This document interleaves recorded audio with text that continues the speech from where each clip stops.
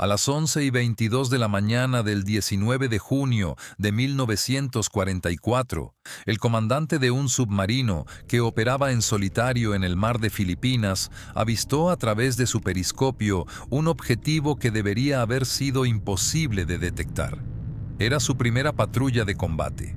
Nunca en su vida había atacado a un barco, y el barco al que apuntaba era un portaaviones japonés de 257 metros, 843 pies, de eslora, que navegaba a una velocidad de 27 nudos y estaba rodeado de destructores. Dio la orden de disparar. Se lanzaron 6 torpedos desde los tubos de torpedos del USS Kavala. 3 de ellos alcanzaron el objetivo. La explosión que siguió fue lo habitual tras el impacto de un torpedo. Sin embargo, lo que ocurrió después fue extraordinario.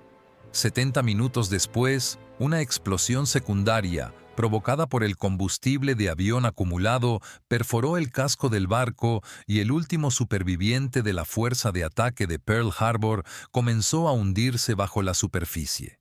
Se llamaba Shokaku. Y si has seguido la historia del Taiho en este canal, ya sabrás que también pereció ese mismo día, por la misma causa, solo unas horas antes que el Shokaku. 2 portaaviones japoneses, 2 explosiones de vapores de combustible, 2 hundimientos en una sola tarde. Pero el Shokaku era diferente. Para entender por qué aguantó tanto tiempo y por qué su última hora acabó pareciéndose a una maldición que lo alcanzó, debemos remontarnos 2 años y medio atrás, a una mañana de diciembre de 1941. La fuerza de portaaviones japonesa que atacó Pearl Harbor el 7 de diciembre de 1941 estaba formada por 6 portaaviones.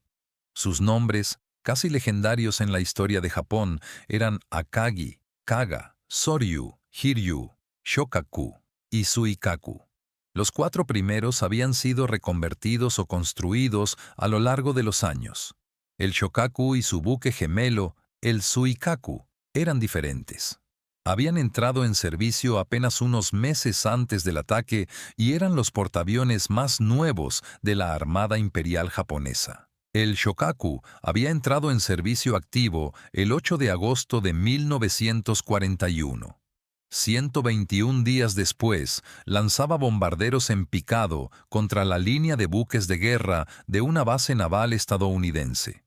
Aquella mañana era el buque de ataque más joven. Además, era el único buque cuya tripulación no había realizado ni un solo ejercicio de combate real bajo fuego enemigo. De los 353 aviones lanzados desde las 6 cubiertas del Kido Butai, 54 procedían del Shokaku. Al atardecer del 7 de diciembre, el imperio japonés había redefinido el Pacífico. Solo un año después, al atardecer del 7 de diciembre de 1942, 4 de esos 6 portaaviones habían sido hundidos. El Shokaku, sin embargo, no había sido hundido. Y este simple y obstinado hecho es la causa de todo lo que sucedería a partir de entonces. Si quieres que sigamos sacando a la luz historias olvidadas como esta, suscríbete y dale a me gusta. El barco fue una paradoja desde el momento en que vio la luz. Sobre el papel, el Shokaku representaba la cúspide del diseño de portaaviones japonés. Tenía un desplazamiento de 32.105 toneladas a plena carga. Transportaba 72 aviones. Contaba con un cinturón de blindaje de 215 milímetros, 8,5 pulgadas de espesor, lo que lo convertía en uno de los portaaviones mejor protegidos del mundo. Podía alcanzar una velocidad de 34 nudos, lo que lo hacía más rápido que casi todos los buques de guerra estadounidenses que navegaban por el mar. Su primer capitán fue Takagi Yojima, un piloto callado conocido por su prudencia en un ejército que destacaba por su agresividad. Sus oficiales lo recordaban como un hombre que rara vez alzaba la voz, pero que reescribía un plan 4 veces antes de decidirse por él. Se informó de que el contraalmirante Chuichi Nagumo, comandante general de la Fuerza de Ataque de Pearl Harbor, no confiaba en el Shokaku debido a la inexperiencia de su tripulación en los días previos al ataque. En la correspondencia interna, Nagumo había calificado al buque como una carga que no debía dejar pasar la oportunidad. El barco no dejó pasar la oportunidad. 40 de sus 54 aviones regresaron sanos y salvos a cubierta. Sin embargo, entre el personal de mando del Shokaku existía un acuerdo tácito. El barco había tenido suerte. El imperio seguiría repartiendo cartas. La verdadera pregunta era ¿cuánto duraría esa suerte? Antes de que el Shokaku encontrara la respuesta, otro enfrentamiento lo hizo casi imposible. A principios de mayo de 1942, fue destinado junto con su buque gemelo, el Suikaku, para apoyar la ocupación japonesa de Port Moresby. Esto dio lugar a la Batalla del Mar del Coral, el primer enfrentamiento naval de la historia en el que los buques de superficie del bando contrario no se vieron en absoluto, sino que se libró exclusivamente entre portaaviones. El Shokaku envió a sus bombarderos en picado contra el USS Lexington y el USS Yorktown la mañana del 8 de mayo. El Lexington nunca se recuperó de esos ataques. Sin embargo, por una irónica coincidencia, el contraataque estadounidense alcanzó al Shokaku justo en el peor momento. 3 bombas de 1000 libras lanzadas por los bombarderos en picado estadounidenses impactaron en la cubierta de vuelo en menos de 2 minutos. Una impactó en la proa de estribor. Otra impactó en el centro del buque, cerca del ascensor delantero. La tercera se introdujo por el hueco del ascensor y explotó bajo una cubierta. Las operaciones de vuelo se detuvieron de inmediato. El buque embarcó 1.800 toneladas de agua. Murieron 108 miembros de la tripulación. La cubierta de proa se llenó de cráteres. El sistema de reabastecimiento de combustible quedó destruido y la ventilación del hangar sufrió daños graves. En ese momento, la doctrina japonesa exigía hundir el buque o enviarlo a la retaguardia de la flota. Sin embargo, Takagi Yojima se negó. Luchó contra la inundación durante 6 horas. Para detener la escora del barco, ordenó que se evitara la entrada de agua por el lado opuesto. Ordenó a sus ingenieros que cortaran los mamparos para evacuar el humo acumulado antes de que se iniciaran incendios secundarios. Condujo al Shokaku, escoltado por destructores en constante alerta de submarinos, a Truk, y luego a Kure, a una velocidad de solo 16 nudos. Las reparaciones se prolongarían hasta julio de 1942, y mientras aún estaba en dique seco, se inició una nueva operación sin él. Se llamaba Midway. He aquí el despiadado balance. 4 de los 6 portaaviones que atacaron Pearl Harbor partieron hacia Midway el 4 de junio de 1942. Akagi, Kaga, Soryu y Hiryu. Esa mañana, en un intervalo de tiempo de aproximadamente 7 minutos, los bombarderos en picado estadounidenses que despegaron del USS Enterprise, el USS Yorktown y el USS Hornet, alcanzaron a 3 de esos 4 buques, que tenían cubiertas de hangares abiertas repletas de aviones cargados de combustible y armamento. El hangar del Akagi quedó envuelto en llamas en 30 segundos. El Kaga quedó envuelto en llamas a las 10:25. Las calderas del Soryu quedaron al descubierto en cuestión de minutos.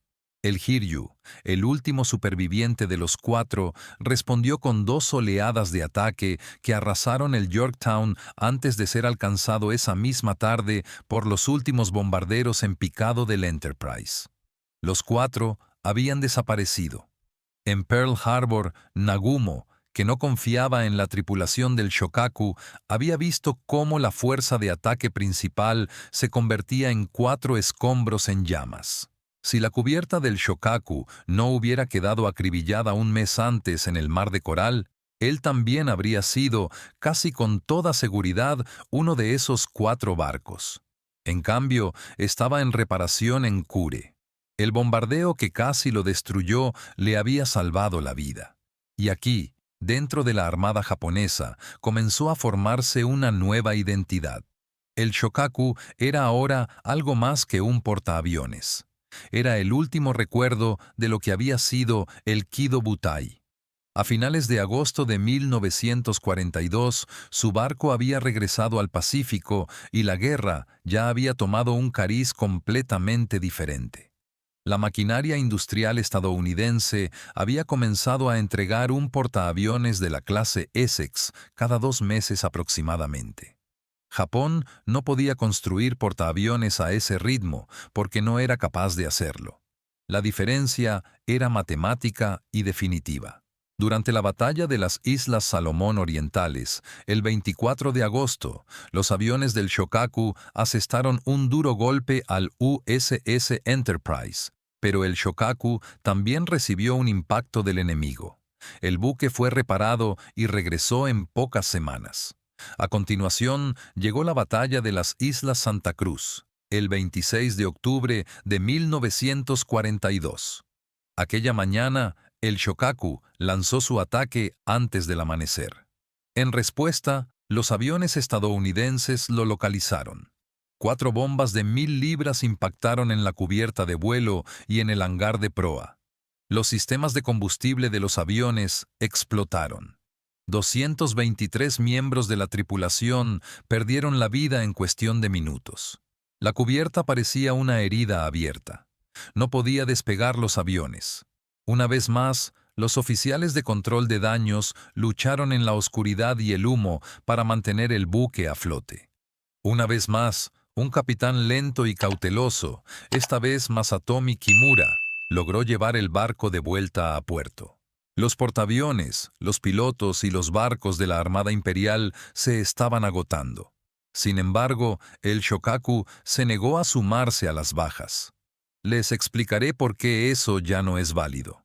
Pero primero, deben comprender qué le sucedió al barco durante los siguientes 18 meses y cómo un comandante de submarino en su primera patrulla de combate llegó a la conclusión de que un portaaviones japonés no podría sobrevivir en aquellas condiciones de cubierta de hangar.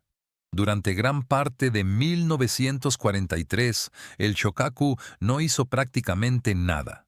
Se dedicó al entrenamiento. Formó nuevas agrupaciones aéreas.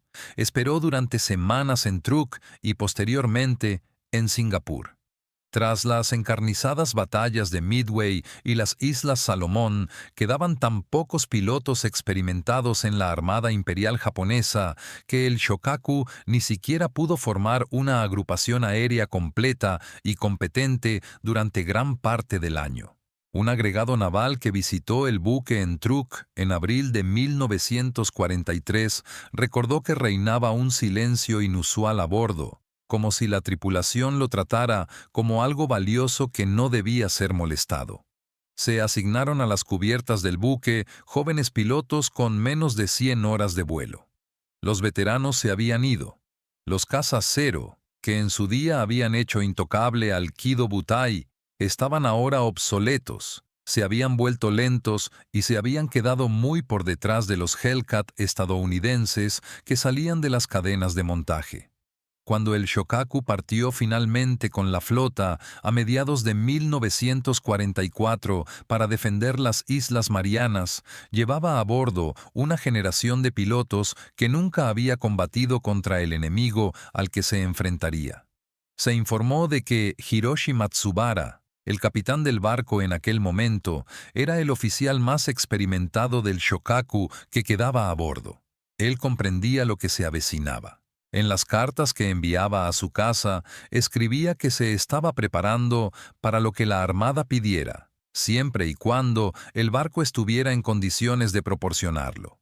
Se iba a exigir todo al barco, y la cubierta del hangar estaba a punto de llenarse de jóvenes que aún no sabían cómo evitar que un solo momento de catástrofe se convirtiera en una tormenta de fuego a escala del barco.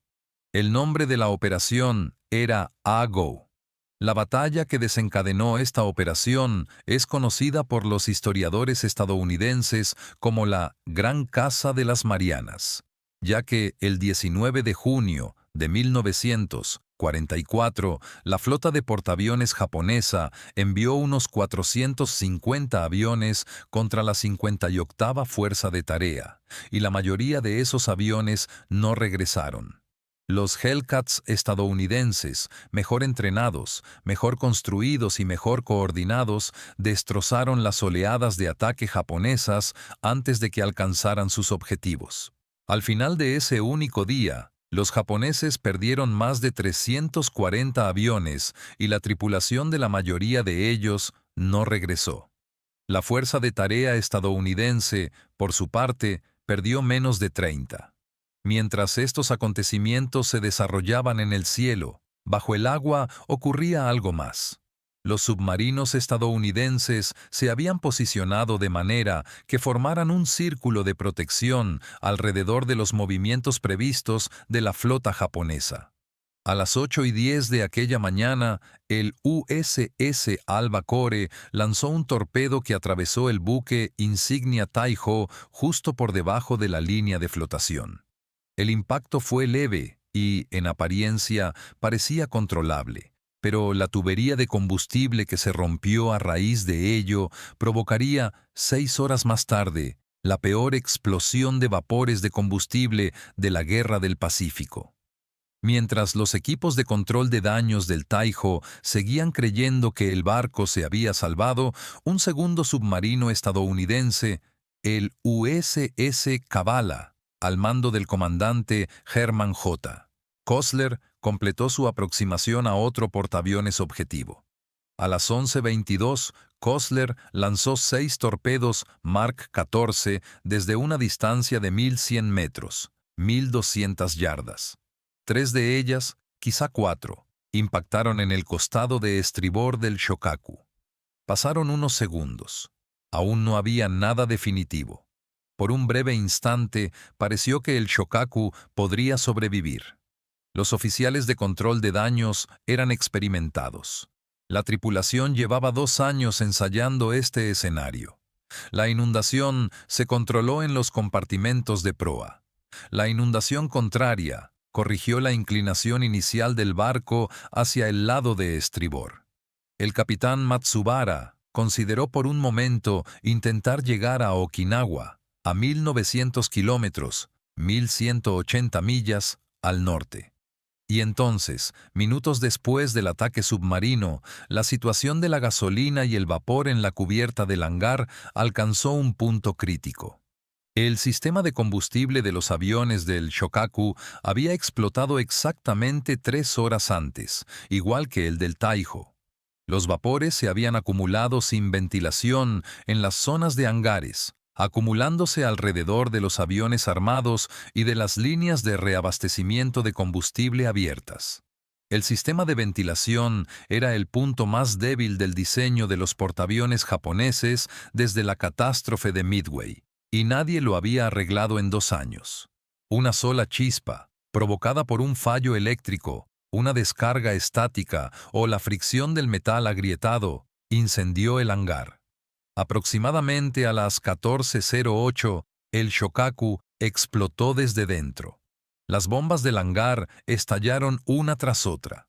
El ascensor de proa salió disparado hacia arriba. La explosión fue tan potente que se pudo ver incluso desde la cubierta del acorazado Yamato, a varios kilómetros de distancia. La cubierta de vuelo se agrietó desde dentro. La tripulación del destructor de escolta informó de que las llamas se elevaban desde numerosos puntos a lo largo del buque. Segundos después, el buque comenzó a escorarse. A las 15:01 del 19 de junio de 1944, el último portaaviones de Pearl Harbor perdió finalmente la batalla. El Shokaku se inclinó primero hacia estribor, luego volcó y se hundió en el mar de Filipinas a más de 3.000 metros, 9.800 pies de profundidad, en las coordenadas 11 grados 40 minutos norte, 137 grados 40 minutos este. De los 2.250 tripulantes, 1.263 perdieron la vida. El capitán Matsubara se encontraba entre los rescatados por el destructor Urakase, pero la mayoría de los técnicos de aviación y la tripulación del hangar, que se encontraban más cerca de las tuberías de combustible, no regresaron. El USS Kavala escapó ileso tras un ataque de 106 bombas de profundidad que duró 3 horas. El comandante Kosler, que nunca había hundido un barco antes de aquella mañana, fue condecorado posteriormente con la Cruz de la Armada por esta operación. 2 horas y media antes, el Taiho había perdido la misma batalla en el mismo océano por la misma razón. Al final de aquella tarde, Japón había perdido 2 de los 4 portaaviones de la operación, y la flota aérea de portaaviones de la Armada Imperial había dejado de existir prácticamente como fuerza operativa. De los 6 portaaviones de Pearl Harbor, solo quedaba el Suikaku. Este también sería hundido 4 meses después por aviones estadounidenses en Cabo Engaño, frente a las costas de Filipinas, en un papel de sacrificio elegido deliberadamente para atraer a la flota de Halsey hacia el norte. La fuerza operativa que una vez dominó el Pacífico se había convertido en un recuerdo sumergido en 5 puntos diferentes del océano. Ya no quedaba ninguna de las cubiertas desde las que habían despegado aquellos 353 aviones que sobrevolaron Pearl Harbor 2 años y medio antes. Tampoco la mayoría de los hombres que los lanzaron. La guerra se había llevado todo lo que había en el lugar donde comenzó. Los barcos, los pilotos, y con ellos, el sueño imperial que partió junto a ellos. Solo quedaron las aguas y los nombres. El historial del Shokaku es inusual para un barco de su época. Participó en las 5 mayores batallas de portaaviones de la Guerra del Pacífico: Pearl Harbor, el Mar del Coral, las Islas Salomón Orientales, Santa Cruz y el Mar de Filipinas. Sufrió daños graves en 3 ocasiones y volvió al servicio en 2 de ellas. Su vida útil fue al menos 2 años más larga que la de todos los demás portaaviones de Pearl Harbor. Se dice que entre los marineros japoneses se le conocía como el barco afortunado. Pero esa suerte pendía cada vez de un hilo más fino. El daño que lo salvó en el Mar del Coral pospuso su muerte en Midway. Los ingenieros que lo salvaron en Santa Cruz ya no estaban a bordo en 1944. Cada vez que sobrevivía, dejaba atrás una tripulación con un poco menos de experiencia y un diseño un poco más obsoleto para la siguiente catástrofe. La suerte no se agotó. Simplemente se acabó el plazo del préstamo. Los oficiales de ingeniería que mantuvieron el barco a flote tras el Mar del Coral y Santa Cruz desarrollaron numerosas técnicas de control de daños que posteriormente se copiaron en toda la flota japonesa. Sin embargo, la paradoja en el fondo de su historia es la siguiente.